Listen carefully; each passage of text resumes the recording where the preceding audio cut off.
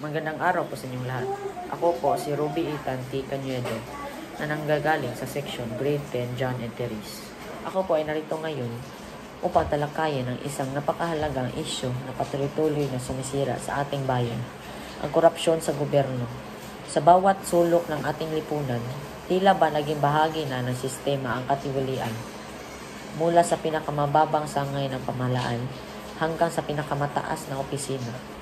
Paulit-ulit nating naririnig ang mga balita ng pandarabong, paglutsay ng pondo at pang-aabuso ng kapangyarihan. Ang pondo na dapat ay para sa edukasyon, kalusugan at kabuhayan ng mamayan ay nauuwi sa bulsa ng iilang opisyal. Sa halip na paaralan, kalsada at ospital ang itayo, napupunta ito sa mamahaling sasakyan, mansyon at mga banyagang bank account.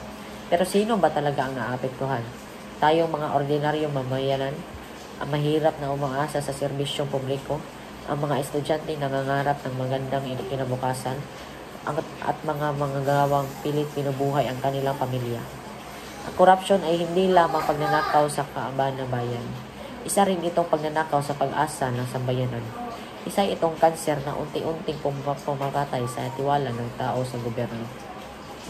Ngunit, hindi pa huli ang lahat.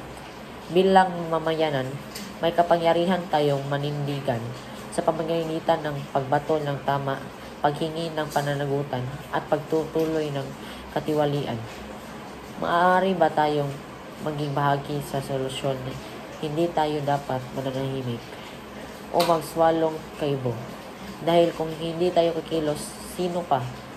Sa pagkatapos ng ating talumpati, nais kong iiwan sa inyo ang isang mahalagang tanong.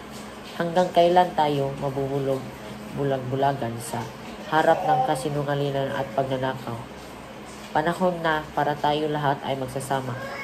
Hindi lang para labanan ang korupsyon, kundi upang buuin ang isang gobyernong tunay na tapat, makatao at makabayan. Maraming salamat po.